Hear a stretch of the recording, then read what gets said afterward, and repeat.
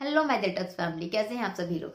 दोस्तों, आज की वीडियो है लड़कियों के लिए और खास करके कुंवारी लड़कियों के लिए, उन लड़कियों के लिए जिनकी शादी अभी तक नहीं हुई है और होने वाली है। क्योंकि आज की वीडियो में मैं आपको बताने वाली हूँ उन गलतियों के बारे में जो जस्ट आफ्टर मैरिज आप करती हैं और जो आपको नहीं करनी चाहिए। कौन सी होती है वो गलतियां, ये जानने से पहले अगर आप मेरे चैनल पर पहली बार आए हैं तो इस चैनल को सब्सक्राइब किए बिना ना जाएं। शुरू करते हैं वीडियो। सबसे पहली गलती जो आप करती हैं और आपको नहीं करनी है वो ये कि आप जब एक फैमिली में जाती हैं तो तुरंत दूसरे लोगों के बारे में एक राय बना लेती हैं कि ये अच्छा और ये बुरा। आपको ये करने से बचना है। देखिए, किसी भी इंसान को जानने के लिए थोड़ा टाइम लगता है। आप उन लोगों के लिए नहीं हैं, वो लोग आपके लिए नए हैं। वो अच्छे हो सकते हैं, वो बुरे हो सकते हैं, लेकिन वो क्या हैं और वो आपके लिए कैसे हैं ये जानने के लिए टाइम लगेगा। सो आप जाते ही किसी के एक बिहेवियर के ऊपर उसको जज ना करें।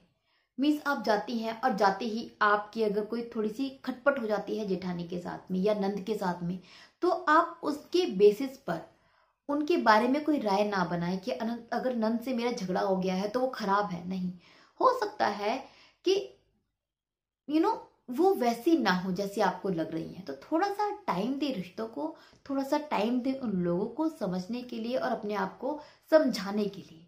दूसरी गलती जो अक्सर लोग करते हैं शादी के बाद और आपको नहीं करनी है वो ये कि जब आप एक नई फैमिली में जाती हैं तो खास करके उस फैमिली के जो फीमेल हैं वो आपके साथ में एक दूसरे की बुराई करती हैं।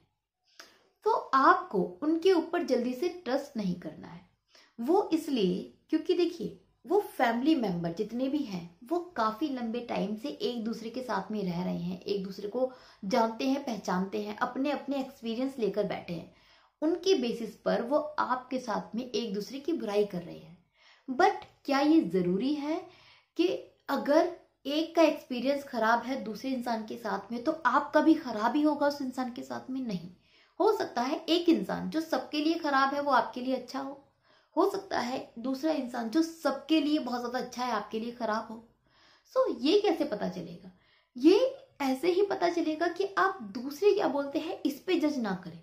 आप सबको इक्वली तरीके से ट्रीट करें, किसी की बातों पे ना ट्रस्ट करते हुए, और उसके बाद आप देखिए कि किसका बिहेवियर आपके लिए कैसा है, उसके अकॉर्डिंग ही उन लोगों के साथ में अपना रिश्ता डेवलप करें, ना कि इसके अकॉर्डिंग कि दूसरे लोग एक के बारे में क्या बोल रहे हैं। तीसरी गलती जो अक्सर लोग करते हैं और आपको नहीं करनी है वो ये कि ससुराल में जाकर आप एक की बुराई दूसरे से ना करें। एक्चुअल में होता क्या है कि जब आप ससुराल में जाती हैं तो थोड़ी सी खटपट तो होती है, हर घर में होती है, किसी के साथ में, कभी किसी के साथ में। और ऐसे में आप एक की बुराई दूसरे से करने लगती हैं, एक की चुगली दूसरे से करने लगती हैं, और इस चुगली की वजह से आप अपने रिश्ते सबके साथ में बिगाड़ लेती हैं। क्योंकि हो सकता है कि आप ससुराल में गई हों, आपके थोड़े बहुत आर्ग्यू हो गए हों नंद से, तो ऐसे में आप अपनी नंद की बुराई अपनी जेठानी से करती हैं। बाद में वो जेठानी आपके बारे में हर एक चीज आपकी नंद को बता देती है। आप अपनी जेठानी की बुराई अपनी नंद से करेंगी तो नंद जाके आपकी जेठानी को बता देगी। इस तरीके से और भी रिश्ते आपके खराब होते हैं, और अल्टीमेटली इन सब में क्या होती है, आपकी इमेज खराब होती है और आप जो ट्रस्ट होता है ना सबका वो खो देती हैं। फिर आप पर कोई ट्रस्ट नहीं करता। सो ये जरूरी है कि ससुराल में आप एक की बुराई दूसरे के साथ में या एक की चुगली दूसरे से ना करें। फोर्थ मिस्टेक जो आपको नहीं करनी है वो ये कि शादी के बाद अपने कोई भी सीक्रेट घर के किसी भी मेंबर के साथ में जल्दी से शेयर ना करें।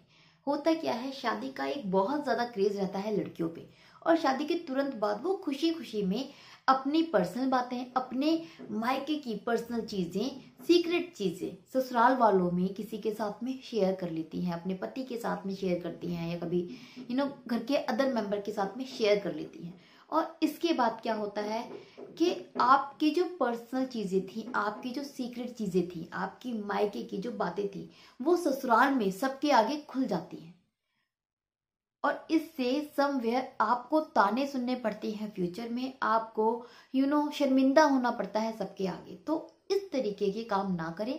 कभी भी अपने सीक्रेट्स, अपने मायके के सीक्रेट्स ससुराल में जाकर ना बोलें। But at the same time आपको ये भी ध्यान रखना है कि अपने ससुराल की कोई पर्सनल चीज़ें हैं, कोई सीक्रेट चीज़ें हैं, वो अपने मायके में जाकर ना बोलें। क्योंकि अगर आप ऐसा करते हैं तो ऐसे में आप अपने ससुराल वालों की इज्जत अपने मायके वालों की नज़रों में कम कर देते हैं। अगली मिस्टेक जो आपको नहीं करनी है वो ये कि जब आप एक नई फैमिली में जुड़ती हैं तो कभी कभी ऐसा होता है कि आपकी कोई बेइज्जती कर देता है, आपको नीचा दिखाता है, आपकी डिसरिस्पेक्ट करता है, और आप उस चीज़ को ये सोचकर इग्नोर कर देती हैं कि यार नई बहू हूँ, कोई बात नहीं, सब ठीक हो जाएगा। तो ये गलती ना करें, क्योंकि जब आप किसी के इतने गंदे बिहेवियर को इग्नोर करती हैं तो आप समवेयर उसको बढ़ावा देती हैं कि वो ऐसा बिहेवियर दोबारा भी कर सकता है या फिर कर सकती है। तो आपको ये नहीं करना है। आई एम नॉट सेइंग कि आपको हर एक चीज का जवाब देना है, ऐसा नहीं करना है। छोटी मोटी तू मैं हो जाती है उसको बर्दाश्त करें, अगर कोई ऊंच नीच होती है उसको इग्नोर करें, कोई ऊंची आवाज में बात करता है, चिल्लाता है तो उसको इग्नोर करें, कोशिश करें एडजस्ट करने की। बट अगर कोई भी इंसान आपकी इंसल्ट करता है तो आप उस इंसान को वहीं के वहीं तभी के तभी रोक दें, वो चाहे आपके ससुराल का कोई इंसान हो या फिर आपका हस्बैंड हो। अगर कोई डिसरिस्पेक्ट करता है तो उसको वहीं रोक देना बहुत जरूरी है, ताकि आपके साथ में वो चीज दोबारा ना हो। ये वो गलती है जो लगभग हर एक लड़की करती है आफ्टर मैरिज। शुरू शुरू में जब आपका हस्बैंड या फैमिली मेंबर आपकी इंसल्ट करते हैं तो आप सुनती हैं सुनती हैं सुनती हैं, ये सोचती हैं कि अब ठीक हो जाएगा तो तब ठीक हो जाएगा। उसके बाद आपके साथ में ये सब चीजें डेली का रूटीन हो जाती हैं और फिर आप उनके अगेंस्ट खड़े होने की हिम्मत नहीं दिखा पाते। ये सब क्यों होता है? क्योंकि आपने उनको बढ़ावा दिया है। तो इन चीजों को बढ़ावा ना देते हुए शुरू में ही रोक दें। अगली मिस्टेक जो अक्सर लड़कियां करती हैं और आपको करने से बचना है वो ये कि जब आप एक ससुराल में जाती हैं ना, तो आपके अंदर एक टेंडेंसी होती है तेरा मेरा करने की। आपकी दहेज का सामान, आपके मायके वालों का सामान जब वहां पर आपका फैमिली मेंबर को यूज करता है तो आपको बुरा लगता है। आप हर एक चीज पर बात ऐसे ही करती है कि ये तो मेरी चीज है, ये तो मेरा है, ये तो मेरे दहेज में आया था, तो ये मेरे मम्मी ने दिया था। आप इस तरीके का जब बिहेव करती हैं जाने अनजाने, तो इससे सामने वाले के अंदर भी ये चीज आ जाती है कि अगर ये तेरा है तो वो मेरा है, और वहीं से ये तेरा मेरा चीजें शुरू हो जाती हैं। तो कोशिश करें ससुराल में जाकर ये तेरा मेरा जो टेंडेंसी है उसको डेवलप ना करें, चीजों को थोड़ा इग्नोर करें। क्योंकि जब आप ये तेरा मेरा टेंडेंसी है इसको अवॉइड करेगी, इग्नोर करेंगी, तभी आप सामने वाले से उम्मीद कर सकती हैं कि वो आपको अपनाए दिल से। लास्ट मिस्टेक जो अक्सर हर एक लड़की करती है और बाद में पछताती है, सो आपको ये गलती नहीं करनी है। वो क्या कि एक आदर्श बहू बनने की कोशिश ना करें। अब सुनने में आपको अटपटा लग रहा होगा, लेट मी एक्सप्लेन इट। होता क्या है, शादी का इतना ज्यादा क्रेज होता है ना लड़कियों के ऊपर कि ससुराल में जाकर वो हर एक काम करना चाहती हैं। ससुराल में जाकर उनको लगता है कि भाई अपनी नंद को किसी काम को हाथ ना लगाने दूं, और जेठानी को बैठा के खिलाऊं, तो सास को कुछ ना करने दूं, सबको आप ना बिस्तर पे ही चाय देना चाहती हैं, किसी से आप कुछ नहीं करवाना चाहती, हर एक काम अपने सर पर लेना चाहती हैं। बट इससे फ्यूचर में क्या होता है, आप ये सब इसलिए नहीं कर रही कि आप कर सकती हैं, ये सब आप करती हैं एक शादी की एक्साइटमेंट के चलते, कि नई नई शादी में नए नए ससुराल का एक क्रेज होता है इसलिए। तो शुरू शुरू में तो आपको बहुत अच्छा लगता है, लेकिन आपको ये पता ही नहीं चलता कि कब आप सब लोगों को आदी बना देती हैं इन्हीं सब चीजों का।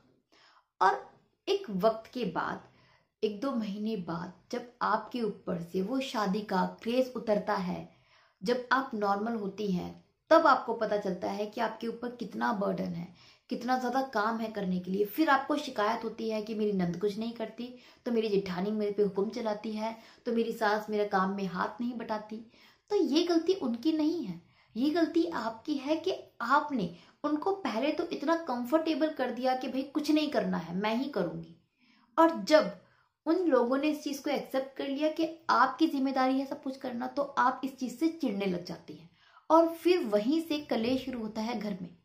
सो चीजों को ससुराल में जाकर धीरे धीरे समझें, धीरे धीरे सीखें, धीरे धीरे काम में इन्वॉल्व हो, और ये देखिए कि आप किस हद तक कर सकती हैं, कितना कर सकती हैं। ज्यादा अपने ऊपर प्रेशर ना बनाए किसी भी चीज का, क्योंकि वो ससुराल आपके लिए 1 या 2 दिन की बात नहीं है, वो आपका अब परिवार है जहां आपको पूरी जिंदगी बितानी है।